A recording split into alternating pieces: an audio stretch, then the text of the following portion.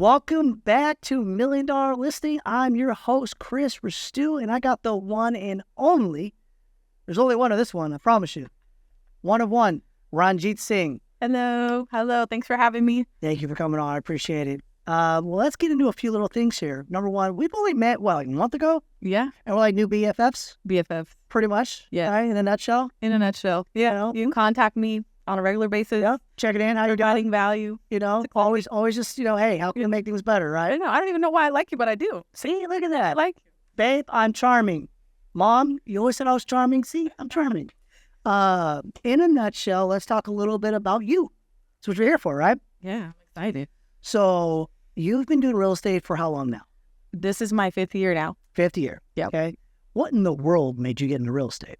That's a great question. And I'm so excited to tell my story too. That's all right. Pick up my daughter. That's pick your daughter from school. We do it live here all the time. Dad's got her today. Okay. So that is the reason I got into real estate. So I was working for a corporation. I was selling shirts and pants in the sales department. I was manager, and I found out I was pregnant, going to have a baby. So I definitely did not want to continue being somewhere from 9 to 5. I was like, how am I going to be a mom, hold my baby, and be at work at the same time? It didn't feel good, and it made me nervous and anxious. So I said, I'm going to figure out how to stay home. I didn't have a plan, but I did end up quitting Cintas Corporation. Shout out to Location 54. Love you guys. And so, yeah, I ended up studying for my test with the newborn, passing my test. My family was, I don't know if supportive is the right word, like definitely in my house, like definitely supportive. But I think for example, my parent was like nervous. So my dad was like, "Oh, are you crazy? You're going to quit your job. You're doing well." And at the time I was #1 in the region. I was killing it. And he's like, that's scary. And I'm like, I know, but I want to be a mom. So I had conviction that I was going to be a mom. So took my test, passed my test. I didn't tell anybody how I was doing. I was just doing. So like my first full year in real estate, I sold 15 houses. Good job. So then I was like, okay, that was crazy, but we're doing it. Yeah. We're here. Arrived. Yeah. And so after I figured out what I was doing, because the first year that you don't know anything, you're just like, what do I do? Oh, it's all out of it's insane. It's like every deal is crazy. Yes. And you have basic knowledge at most. Basic knowledge. You got to get help on everything. So it was just like, yeah, I was just putting the pieces together. But then my second year, I was like, I got this. I have a good system. So I just put, gasoline on it and did even better and even better. And every year, I've gotten better and better with my sales and with how I'm, presenting myself to people, how I'm providing my service, and then how I'm staying in touch. So it just went from 0 to 100 really with me. Yeah. Which has been such a huge blessing. I know. Like that's all I know, honestly. I mean, since I've met you, it's just like, boom, here I am. Hey, how you doing? Where's Ranjit? You want to buy? Want to buy? Want to sell? What do you want to do? Exactly. Right? So I love it. So you started out with 15 deals your first year. And just give you guys an idea, just so you guys know, last year, 50% of agents did less than 1. Right? So her first year, she did 15 transactions. So you don't do 1 transaction and 15 transactions as the same person. Somebody like you is looking at how many people can I help? Yes. And now you break this down very simple for some agents, because this is a top producing podcast. This is designed to basically help agents. Okay. Like, because when we talked, I was like, your business plan is very simple. It's simple. And here's the thing, real estate, guys, is simple. We overcomplicate it. We overcomplicate it. So what is your goal every week? So I just have a simple process. Every week, I want to meet 2 people. So if I just meet 2 new people, 2 new families, I'm going to be set up for the next week, the next week. Because there's 52 weeks in a year. So meet a little over 100 people. But you have to think about it in terms of you're meeting them. The first time I'm meeting them, I'm not like, let's buy this house, let's sell this house. I'm meeting them. I'm telling them about me and my family, and I'm getting to know them and their family. That is the key, is just building a real, genuine rapport. And then when they're ready to transact, they are hands down going to contact me, because I've already given them that feeling that I care about them, which I do, and a lot of my clients turn into good friends because I'm constantly keeping in touch. So I might meet 2 new people in a week, And then maybe one of my past clients calls me or I call them and we go to lunch. So it's like all these relationships just cultivated over time. And it just equals consistent business. And that's the biggest thing is people are in real estate and they have a hard time with consistent business. But my business is consistent because I have a consistent process and I just stick with it. I stay with it. I'm on top of it. And I think that's what makes it a win. Yeah, no, it's a well-oiled machine. And it's very like she's, well, that's not what's the new magic pill. What's the new thing that I can kind of add in my system? It's I need to meet 2 people every week, 104 people in a year, right? And when they decide they want to do real estate, they come to you because they see what you do all over social media and all over everything else by closing your transactions. So, guys, agents out there, don't try to do 10 things decent. Do 1 to 2 things great, and you'll have a very consistent business. The problem is for a lot of agents, we see it all the time, especially newer agents. Yep. Right? They I want to make calls one day and I'll take 2 weeks off. Yep. Or I'll do an open house one weekend and then I'll take 6 months off. Yeah. It's like, that's not consistent. Yeah. And I also think the biggest problem, I talk to a lot of new agents who are like, how are you doing that? And it's like, I think that a lot of people are okay with not doing sales at first. And I wasn't okay with that. So I came into the mindset that I'm not okay with someone selling more than me day one. When I interviewed at my first brokerage, I'm like, how many sales does the top person have? And she's like, she does about 12 a year. I'm like, mark me down for 13. Yeah. Just because. Just because. That's who I am. Competitive fire. That's my who I am. Yeah. Competitive fire. Yeah. You don't like losing. No. Losing. No one in my family likes to lose. We're all winners. We're all winners. Winner circle. Competitive, and that's my nature. Is I want to win, want to do it the best of my ability. But I think that's important for this industry, though. Like, this is not the industry that you're okay with just, I'm okay with just this, whatever I can get. No, you got to be like almost like my husband calls me the huntress. Yes. Right? Like, I'm always looking for another opportunity. Like, even now today, you're like inviting me to this podcast, and I'm so excited because I feel like I've been grinding the last, 4 years, grinding. So starting this year is like, I didn't know I was going to get this opportunity to just tell about my story. I've never had a chance to slow down and think about my story, really. So it's kind of exciting, and it's a new opportunity. Someone might watch this and be like, wow, that's helpful. She might be able to help me, and I'd absolutely. 100%. Yeah, 100%. And I would agree with you there. And I think, some things that I want to talk to you is, and something that you didn't mention, but it's there's people that are like interested, and there's people who are obsessed. Yes. And you're obsessed. Yes, I'm obsessed. There's not an interest in you. No. There's like interest isn't even like on the map. Like, no. Like I was interested when my baby was born, and I didn't know what it was. Yeah. Interested. Yeah. And then once I had my first sale, I was there. You were like, okay. Yeah. The further I get, the more I'm obsessed. Like, it never gets old for me. I never get tired of it. No, because I was just talking to my brother about this because, he's in a place right now. He's been there a long time, and he's just kind of feeling for. He's just These are probably clients she's bypassing for me. So no. Go on the $1 Million Listening Podcast. Your phone blows up and you get a bunch of deals. I know. What can I say? This is how important you are right now. Shut up. No. Gosh, now I forgot what I was saying. That's all good. That's the ADHD. No, but seriously, what was I saying? Don't just like you said about having your baby girl, and like you were interested in knowing at one place. What made me upset? Like, you're upset. Just go where you go. Yeah, I really forgot. The further you go along, the further I went along, the more I enjoyed it. The more I felt like I was, finding my purpose, finding my thing, finding my wow. And a lot of people, just in general, they think it's crazy. Oh yeah, I was talking about my brother feeling like that's crazy that what you do for work, you don't know when you're gonna make money. And I'm like, pure commissions. But that's the thing. Yes, I do, because I have it down to a predictable science.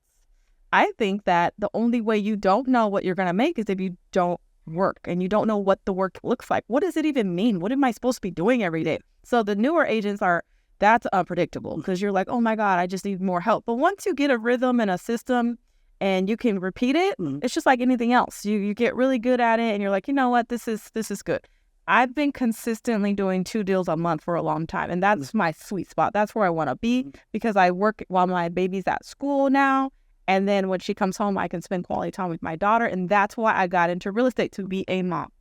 So mission for me accomplished. Mhm. I don't need to do the moon and the stars. I want to be a good mom first. Love it. Love it. So let's talk about that a little bit, because I think that's something we could dive into a little bit more. So you did sales in the past. Yeah. Shirts and pants. Shirts and pants. So had some corporate background. Yeah. Came into a wild, wild west industry, right? Yeah. Right. Very, very unique. But you wanted to know that you wanted still some structure, right? Which is what you're saying is, I still want structure like a corporate world, but my structure is not 9 to 5. My structure is, my baby girl's at school. Yeah. I got these work hours, but after this, I'm going to be full attention mom. Yes. I love it. That was important to me. And I don't want to say like I had it the first year, right? No, it was all over the place. And it was like, Yeah. I'm still a squirrel, but I'm an organized squirrel. I love it. Still like that. Yeah. But I think, for example, if I'm not saying that my daughter gets out of school, we go home and then I get a call from someone that is in my city and they're like, I really want to see this house tonight at 4. Mm.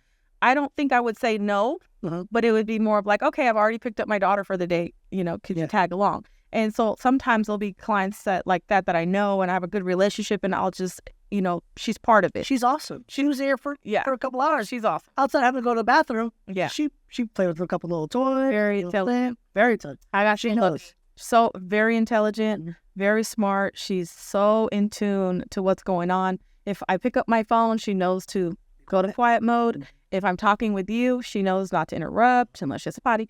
And she because when she was born, I started doing real estate. And so I had 2 babies at the same time. And she's just so in tune. She's just so smart. And she's so respectful and all of that. So, I mean, like I said, I looked out that I can still do both together, but she's my priority. So if my baby's sick, it's not going to happen. It's just, that's okay. I'm going to communicate effectively, still be professional. But yeah, I do set my schedule.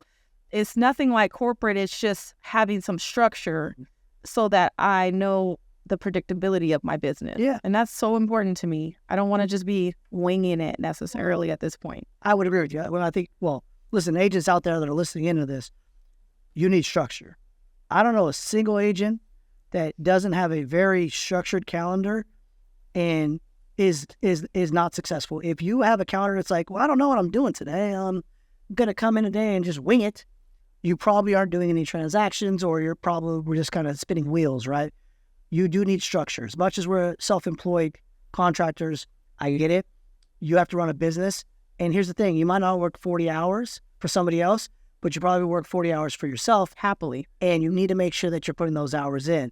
It doesn't mean you don't get vacations. It doesn't mean you get hours off. I call it stop and go. Yeah. So stop and go for me is like a term I've created. So my family knows when I'm available. Yeah. So stop means we can go to LA, we can go to Hawaii, we can go to Disneyland.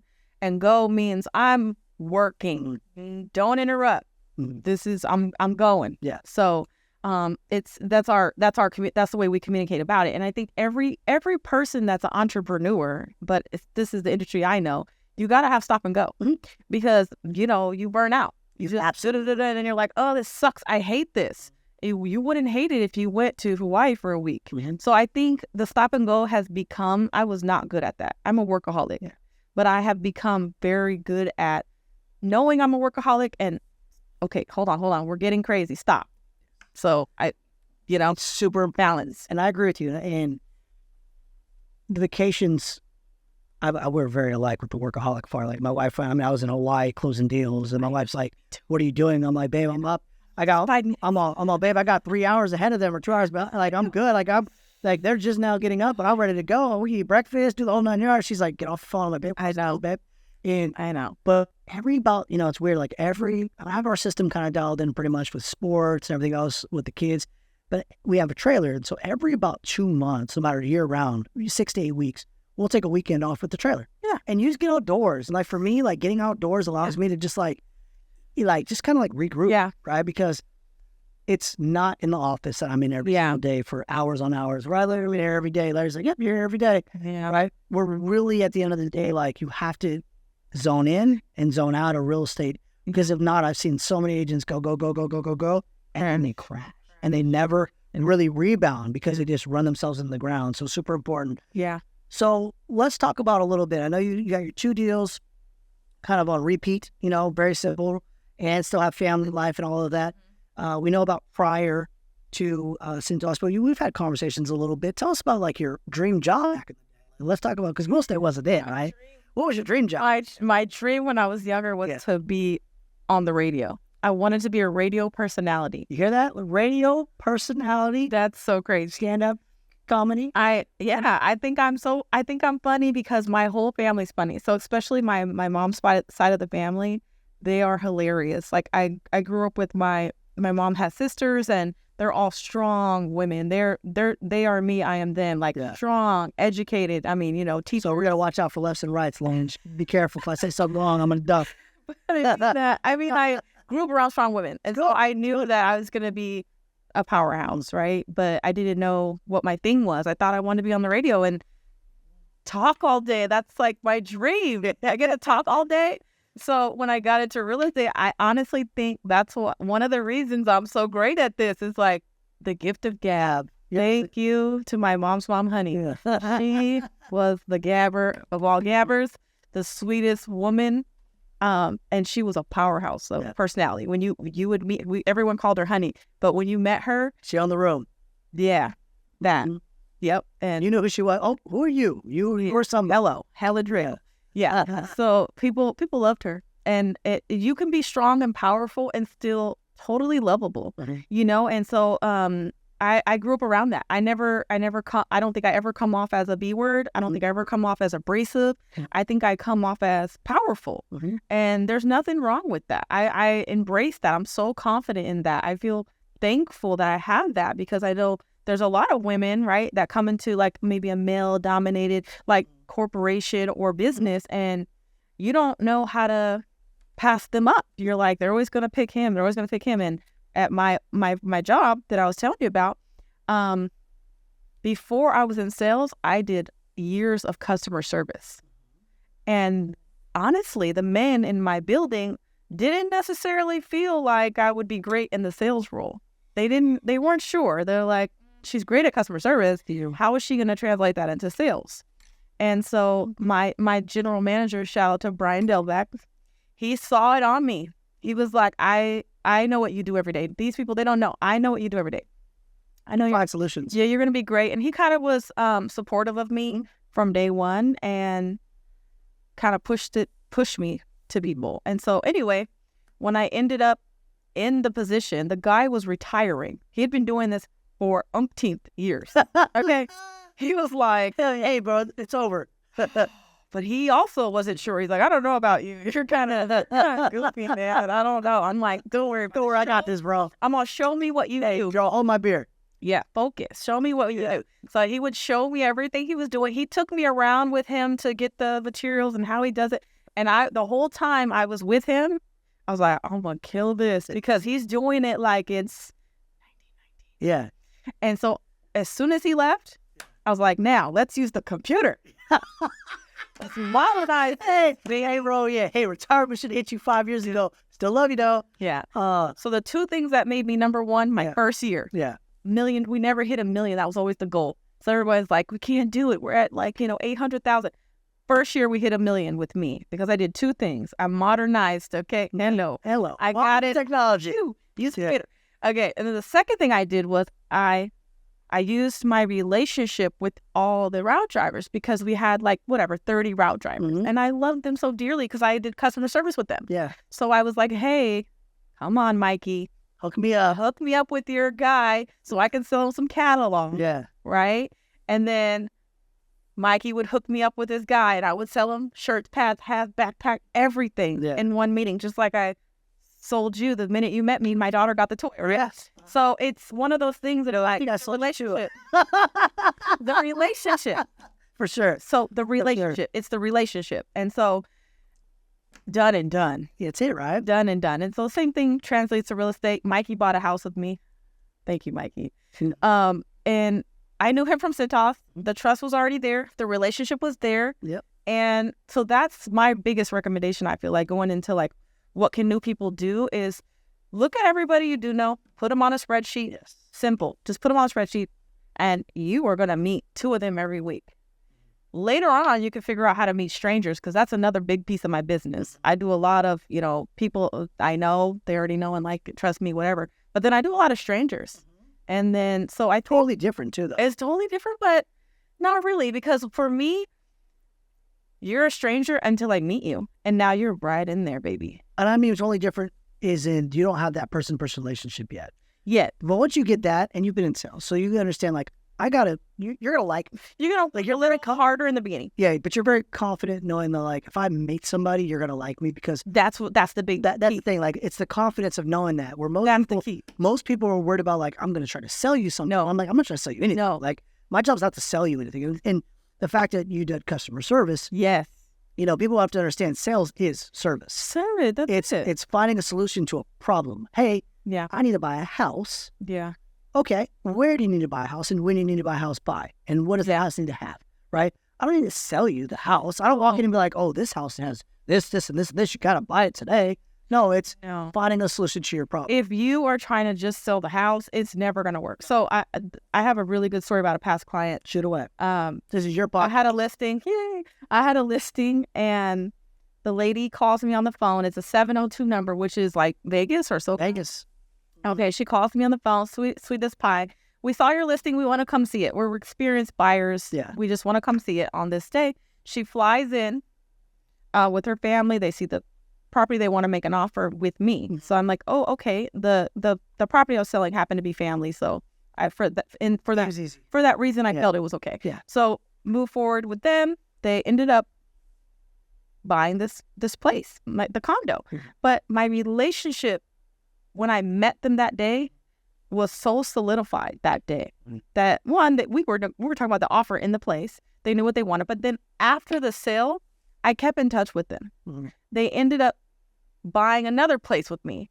And so, and then we looked at other places. So, I mean, I've actually transacted with them 2-3 times since that call that they made to me. Mm-hmm. And I think that's the key, because they went from my random call, don't know, immediately into my I know you. Yep. As within 30 days. Yeah. So that's the big key, is that I think people meeting strangers and people they know, it is different. It's harder with the people you know, because they're like, you sell houses? Do you? Mm-hmm. My family probably didn't really take me seriously until I started showing them what's up. Yeah. I mean, I'm not a bragger by nature. I get it. I'm very humble. And I think that's important too. Mm-hmm. I'm not attracted to the flashy people. That's so annoying. It's like, if you love what you do and everything, I'm doing it for me. I'm not trying to be like, oh, I'm killing it. But it feels good to win, but it doesn't feel good to make other people feel some type of way. So yeah. But I do cultivate the relationships. That's the main gist of my business, is as soon as we meet, you're already in there. Like you're already connected. We're connected. But I'm gonna treat you as such. So what that means is I'm going to reach out to you. I'm going to check on you. I'm going to see.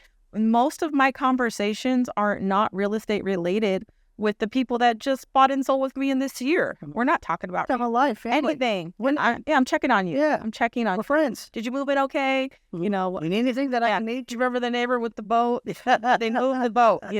Yeah. We're just checking in. Yeah. 100%. We're just being friends. And so eventually that leads to more business, but that's not the intention. The intention is the relationship. It's all relationships in real estate. And yeah. Like people miss it. If you have commission breath or transaction breath or whatever, it's like, I want to build relationships with people and long-term relationships. I have friends and family and past clients, I'm all over social media, right? So, I get DMs like, hey, I love your video, this, that, and the other. Yeah. I just check it. How's the family doing, right? Like, I don't call them like, hey, you're looking to sell your house. Like when they're ready, they know where to go, right? Yeah. It's all about relationships. And here's the thing that I tell every new agent in general. And I say, look, if you can get a stranger who doesn't know you to refer you business, yes, you have a good, solid process. Oh, yes. Right? You have a good service that you can stand in, right? Yep. Because in some avenues, if you're a good agent, and most people know 3, 4, 5 agents, right? most of your friends and family will use you if you're that top agent, right? Like you kind of get those because they love you, they like you, they trust you already, right? Yes. But it's the ones that, like you said, like, you don't know me. Yeah. I'm a phone call. And I built a relationship with you, and now I'm your whole family's referral source. Exactly. And I got a few families like that. And I think it's important for agents to know that, like, you got to be able to take strangers if you want to be successful in this industry and you build great relationships. And where you're able to ask. You're able to ask, but they're just like, you're my guy. Yeah. You're my You have to earn that to be able to ask. You do a great job for them. And I've had people that I didn't end up selling a house to refer people to me because we went through the fire, right? I had a lady, she was the sweetest pie. We were in contract on property, and then the lender, I won't say the name of the lender, but 3 weeks later, they say, oh, you know what? We actually didn't run all the taxes. You can't qualify. And so the lady had to cancel. She was heartbroken, and I comforted her the best I could. I was like, is there anything I could do? And we actually still had a really good relationship. I stayed in touch with her until today. I'm in touch with her. And so she's referred people to me, but she's never bought a house with me. But it's okay. She tried. And I think that she will revisit it. But it's one of those things that it's the relationship. I actually cared that happened. I felt so horrible. Yeah. And I'm a human being. And so I think she felt that energy like, wow. And the clients and the people that I work with, some of them are my age, some of them are younger, some of them are older. It doesn't matter. We're people. And so a lot of times I have people ask me, well, who do you go for? Who are you looking for? It's like families of all ages and all people. I'm okay. I don't have to have like a certain niche. I don't think that necessarily works for me in the way that I operate because I just meet people. And you like relationships. I really like relationships. You like good people. And if you're a good person and good people, I want to help you. Yeah. Right? In a nutshell, right? Yep. And you like to do more, for most agents out there, more buyers, more sellers. What's your cup of tea there? I am probably rare in the way that I prefer buyers. A lot of agents, they come into this industry and they're like, list to last, right? Mm-hmm. I've heard that so many times and I'm like, but they're not even doing it anymore. The ones that were telling me that when I got into this, I love buyers for so many reasons. I have been so successful with buyers. Buyers are low-hanging fruit, what I'll call it. For every one listing, you can get 10 buyers. So in my world, I'm like, why not go after what all these agents don't want? And so I'm like, all day long, I'm like, buyer, buyer, buyer, buyer. Now, here's the other beautiful thing about buyers is buyers are buyers right now, but they always turn into sellers. So your first year, if you just focus on the low-hanging fruit and get 20 buyers, the next year, maybe one of them sells. Mm-hmm. So I've had listings, like this past year, 50% of my business was referrals. Mm-hmm. And they were people that needed to sell or buy again. And I was shocked at that. Mm-hmm. But really, when you look at it, that is going to happen with the evolution of your business. Yes. And so I don't think there's anything wrong if like you're like, I want to list. That's my jam. Mm-hmm. I want to list and I figured out what works. Nothing wrong with that. People are really happy with that. But me, I am so happy with buyers. I feel like I can go deep with the family. Mm-hmm. I actually enjoy spending a couple weekends with you. My average time with the buyer, 4 weeks. 4 weeks from meeting them, buyer representation to escrow. So for me, I have such a good system that it's so efficient. Mm-hmm. What's the stat on like an average buyer? Some people are like, oh, I showed them for a year. I'm like, what? You did? Yeah. You showed them for 6 months? You did? Like, that's insane. Well, I think, and it's funny you say that because let's talk about that a little bit, right? Because I think, we're talking agents right now. And listen, agents, if you show property, I know there's a few, don't get me wrong. I got people, but they're very particular in certain things, certain price points, certain cities, kind of a needle in a haystack. They take a little time. Okay. Yeah. But I would tell you, I would agree with you. I would say 98% of buyers that are ready to buy want to buy quickly. They don't want to spend 6 months. They want to buy something in some area, some city, an average price point, and they go. The quicker you help clients understand the process, the quicker you let clients educate them on the home buying, the quicker they move. Yeah. It's when you cut corners or don't go over certain things like the buyer broker agreement, go over the contract, go over disclosure, mortgage payments, right? Property taxes, supplemental taxes. Absolutely. Right? If you don't do these things up front, there's always going to be a nervous for most buyers. Absolutely. They're going to have a nervous to them and they're just not fully committed. So if most buyers, if you're showing property every single week or month for a year, You haven't. They are not actually a buyer. No, there's something wrong there. There's something missing because most buyers that you educate that are serious about buying, they go through the pre-approval process and you teach them everything. You get them to a spot where they can make decisions quickly. Exactly. And if you're not doing that, then it's probably your processes needs to be broken down and be readjusted somewhere. Yeah, and it might be a lack of your knowledge or a lack of the questions that you should have asked them. There's something there that's missing, but it also can be fixed very easily, just by taking a step back, talking to someone that converts quickly. So the other thing is I could say that with confidence because I track everything. So I think that is one thing that I learned in the beginning that served me so well until now, which is kind of tracking. So I keep track of my goals. I keep track of my execution of my goals. So what that means for me is like, if I set an appointment with you today and then I meet you, that's what I call a set and a meet, right? And if I set it with you and I didn't meet you, well, what happened? That conversation, there's something missed. Something missed. Like, what do you mean you're at work? We had an appointment. So I did not get to all the questions I probably should have asked you. And then so we start over, right? So a set, a met, and then I want to know how long it took me from the time I met you to close you. And if you're a buyer, 4 weeks is always going to be my goal. I've had buyers that I got in contract the next day. I've had buyers that got in contract the same day. I've had buyers that took 6 weeks. I've had buyers that, 3 weeks. So it's always around there for me. That's how my business has been. And the reason being is if I've shown you houses for 4 weeks, then we're going to have a different conversation because you may not be a buyer right now. What is the holdup? We went over this, that, everything you mentioned, done. So tell me. And then a lot of times they'll be like, we're just not sure. Yeah. That's okay. That's okay. That's totally fine. I want to help you when you're sure. I'm here for you. Like, no pressure to see houses. I want you to buy when you're ready to buy, sell when you're ready to sell. And so, I had a family that I met one day in Brentwood. Sweet family. I didn't get a chance to really go over everything with them because we met and then they loved boom. Yeah. Well, the houses we saw, they didn't like. And I'm like, well, there's one I actually look because what I do is when I have an appointment, I actually look at other houses in the area so that maybe I can make a suggestion. So stop. Pro tip. Stop. Yes. Okay. Stop. First thing first, I love the fact you track because you're going to love when I show you Monday.com and our tracking system. You're going to think I'm crazy. Okay. Tracking super important. Agents, you have to track everything. Okay. You absolutely know your timelines, know your tracking. Take that with if you're not tracking things in your business, you have no idea how to improve. Step one. But did you hear pro tip number 2, which is I have a showing and most agents, and you know this as well as I know. What do we do? We look on MLS. While you're looking at the house, I'm like, Instagram. Yep. I'll book the appointment. Okay. Maybe there's disclosures. I'll download those. Great. Yeah. Me done. Okay. Hold on. I'm going to go see what else is in the market because maybe they walk that house and they say, you know what? I wish this house had an open concept. What you're saying is know the market, right? Know what's out there that's available because now she takes a client from there, takes him to another house. They didn't like this one. Take it to another house and then boom, write it off. Write it off. Got in contract that day. Talk about a better experience, too. So instead of having to go home, I went with the houses, didn't like it, have to reschedule another day to go out, you just created a better experience and showed that you were the expert in the market. I know what's on the market. And that's why they wrote the offer with me. So they were just looky-looing with other agents. So they had contact with other agents, and they wrote with me because I proved to them in that small period of time everything that I knew about Brentwood.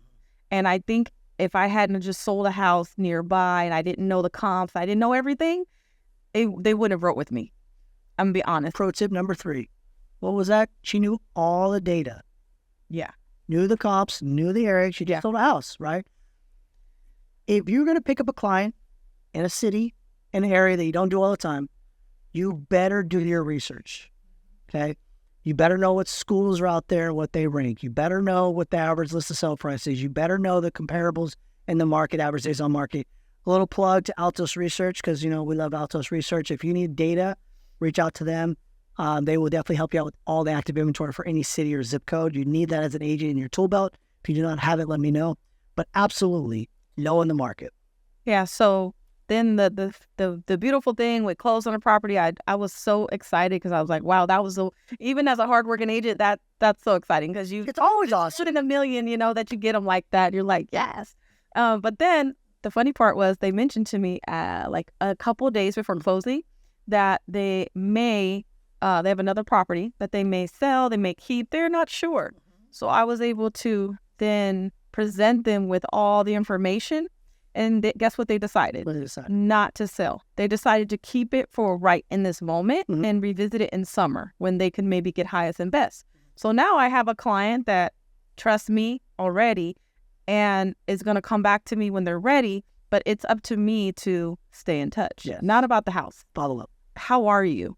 Right? Check Not in. about the house. How are you? Because when they're ready, hey, we were actually just about to call you. That conversation may happen, but am I worried that they're going to sell it with someone else? Absolutely not. Because once you're in my database, you're mine. We're together.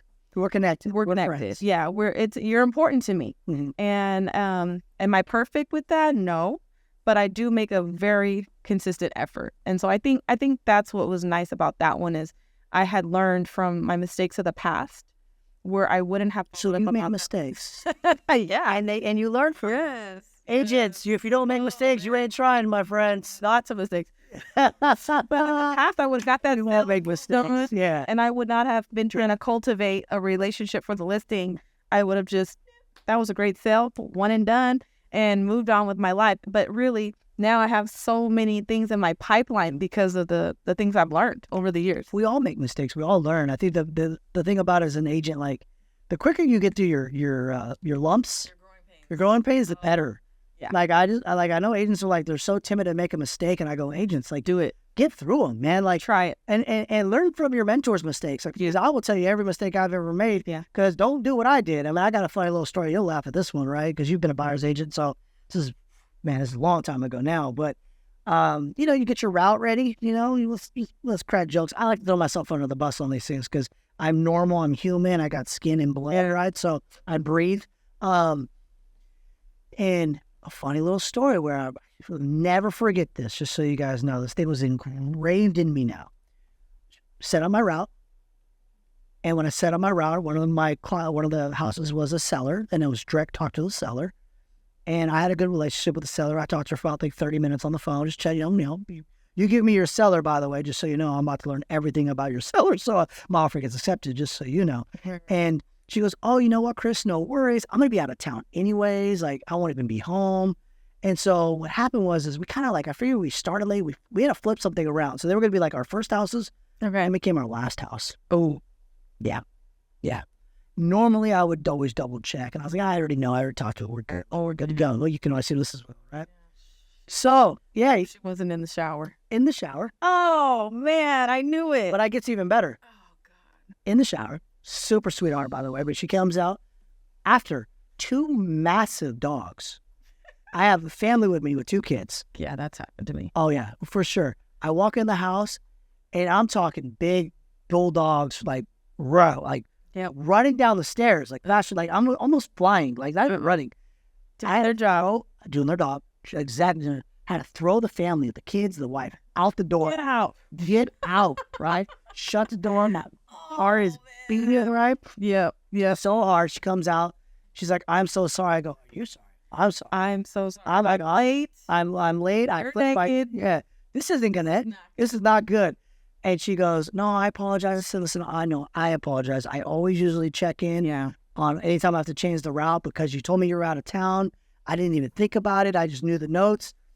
I'm so sorry. So listen, we've all made mistakes, right? Rookie mistake. This is a long time ago, right? Definitely. But now I'm like, every time I triple check, people are like, you're very on top of it. I'm like, oh yeah, no, I've made one mistake, and it is engraved in me now. I know. Well, the mistake, is really the time. Yeah. And that's the thing about a lot of people I have found in our industry are not timely. Mm-hmm. They're not on time. They don't think 3 o'clock means 3 o'clock. No, 3 o'clock means 3 o'clock. Even if the house is vacant, I mean 2:59. Yeah. And so I'm very timely. I think that is another thing that maybe sets me apart is I would not show up to an appointment late unless something out of my control. But I've maybe been late 2 times in 5 years. It's not common. So I think that's important because if you were on time, it would have never happened. 100%. I mean, I literally, whatever it was, I was like, we gotta swap our day. We've all done. Yeah, we've all done. Like never again. Yeah, and I said never again, right? And now I I do a double check, triple check. I call agents, like a text message, confirm. Out of the shower. Oh, yeah. We good to go now? Yeah. Are we good? Everything good? Oh, man. And I tell agents, listen, be a professional, right? I don't care if the house is vacant or not, or anything. If you book an appointment, one of the most disrespectful things you can do, book an appointment, show up late, not notify anybody. You might have a seller that's waiting at a Starbucks or outside in front of the house. Yeah, waiting have that happen. Show up. And people like, listen, we're running businesses. Like, if you are booking appointments, you need to confirm your appointments and you need to follow through with your appointments. And if you, for some reason, something comes up, because life does happen, I get it, you need to communicate that as fast as possible, and so be a professional. I've accidentally taken the key home after a showing. I think we've all done that, but that's embarrassing. I mean, it's like, or the door doesn't lock to get, or you can't get it open. Yeah, you're like, I'm sorry. I swear to God, I'm an agent. Yeah, especially someone that doesn't know you. Yeah, they're just trying to open the door, and you look like you're breaking in. Basically, it's like, no, I swear, I work here. I swear, it's okay. It's just, I can do my job. But what's funny about the agents or people who aren't agents out there? Just so you know, doors and keys are hilarious. There's always a problem. It's always a problem for something. Like, there's either a sliding glass door that doesn't shut on that way, or there's a key, or there's a key for this door and this door. Yeah. Right? Or like you said, I mean, it happens. And when agents take the key, I always think they're trying to get their offer accepted. Yeah. You can't show the house. I'm going, you got a really high offer coming or what? What do we got going on over here? I think that again, goes back to timely. So what I try to do, because I have so much experience, I'll just go like 5 minutes ahead, so appointments at 3, always be 5 minutes ahead, just so I can get, literally what I do now is I'm at the point where I'll literally just go and open the door. Have it ready. And just have it ready, but close it. And then I go back to the front of the house. And when they get there, it's like, hi, how are you? I walk with them to the door and I look so cool. And just open it up. It seems like magic, but it's preparation. It's preparation. And yeah, after, you know what I'm saying?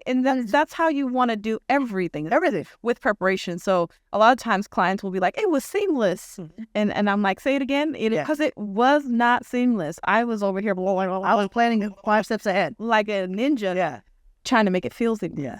And so I work with Chicago Title Brentwood quite a bit. Mm-hmm. And they are like the most upbeat and happy, title company. And I love their energy. Mm-hmm. You know what I mean? And one of the things that I feel like they love about me is that I have a system. Mm-hmm. It's like, and they're always like, oh my God, you're so on top of it. And I love when they say that, because I'm like, yes, I'm trying so hard to be. Yeah. Like I'm trying to make it feel seamless. I'm trying to make it feel like a process. I'm trying to make it feel like you can rely and count on me, even though we're going to have so much fun. We're going to have the best time doing this. I'm over here stressing to make sure you feel that, And you know what? Something that I think you're saying, and agents out there might not understand exactly what you're saying here, because I know exactly what you mean. Like, look, she's getting the questions answered before the client asked the question. Yes. Okay. Like, I want you guys to understand that, like, if your clients keep asking you for updates, what does that mean? That means you are not making them feel like they know what's going on. Yes. And they're lost in the process. I have a client that is in contract with me right now here in Antioch. And the first time I met them, it was online lead. I didn't know them. Met them at the house, husband and wife. And the first time I thought I was prepared. I did my normal spiel. And they were like, well, how many days on the market, right? And so I tell them and stuff. And I realized that was a focus for them. And I was like, next time I'm going to make it part of the thing I provide. So I went into the next weekend like, this house has been on the market 42 days.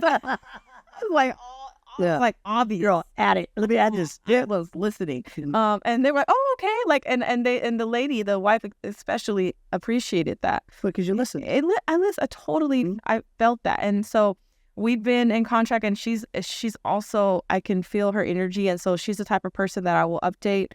Instead, I usually do like once a week, but with her, I try to keep in touch a little more and see how she's doing, how she's feeling. But it's so nice when you work with somebody and you earn it. Yes. So, every client wants something else, but it's all about the same stuff. But if you can adjust and the process is the same, but if I need to add something or take something away to make that client feel good about what I'm providing for them, then I'll do that. You know, some clients are like, don't call me every week. I was going to say. Not necessary. I was going to say. See you at the close. Your system's the same, right? But some people want text messages, no phone calls. Some people want to be checked. Email me. So, yeah. Some people are like, look, just notify me. I don't need to even talk to you. Yeah, let me know when to make my final payment. Yep. Okay. And some people are like, no, I want to know every detail. Yeah. And you have to be able to adapt to that. Yeah. And that's all starting out with the expectations when you meet with them and the buyer rep and you sit your presentation and you go, look, one of our questions we ask everybody is like, hey, how do you want communication to be handled? We have clients that want text and email. We have clients that want phone calls. We want somebody who wants to be checked in once a week. We have some that are like, hey, just give me an update. I don't need to respond. Yep. Like, you tell me. We'll work with your communication style. Yeah. As agents, sometimes we get our own ways that we think that, like, no, they have to buckle to my communication style. And it doesn't work that way. No, yeah, you got to try to mirror. But I think another pro tip with getting into so many contracts is having a really good lender. So, like, for me, the last couple of years I've been working with, his name is Steve Carlin with Guaranteed Rate. And he is so good about breaking stuff down with clients so that they feel good. And, like, you know, he and I will have a conversation about the client. Hey, I met with this lady, you know, her name is Sarah. This is the situation. And I'm giving him, like, the details that I know. But then when he is calling, he's more of focusing on the loan. He wants to know how he can service the loan. Right. And so we have such a good back and forth and system, I think, with how we both communicate. That's also really important to your business. You need a really good lender. You need a really good title company. And then you're the third piece of the puzzle, right? And I think everyone now has a TC. I have a TC that is actually a past client, turned TC. So shout out to Premier. I'm going to get it. You're going to get it. Don't worry. Premier Processing. It's Friday. It's been a long week. Give her a little credit. You better edit this. Hey, we're going live. Put it live on Instagram. Better edit this. No. But yeah, so my TC, Premier Processing, was a past client, turned TC. So that was amazing. Awesome. And it also, like I said, it's like my little bubble, right? Of like, I know what works well and who I can work with and who I can count on. And I think that is also instrumental to running smoothly. Because I don't know if you've ever had a buyer that you've met with and they don't have a lender and you don't have a lender. That's pretty bad. Or you refer them a lender that's not good. Deal down the drain. Down the drain. No, you got a team. You got to have an A team. And you nailed it 100%. I mean, with your lenders, your TCs, your title team, even your home inspectors, pest inspectors, like, you got to have your A team that you know you can rely on. And it's super, super important. We're going to wrap up here in a few minutes, but what I want to do is ask you a couple questions. And it's actually really one question / two. Talking to agents, it's 2024. Okay. What are the two things that you would tell agents right now that they need to be doing every day in their business? Every day? Every day. For sure, every day you want to be contacting a certain amount of people. So it doesn't matter if it's 5 people or 10 people. But, excuse me, that database I mentioned before, you want to be contacting people. You want to be contacting and meeting people every day, every week. That is the blood flow, the bloodline of your business is people.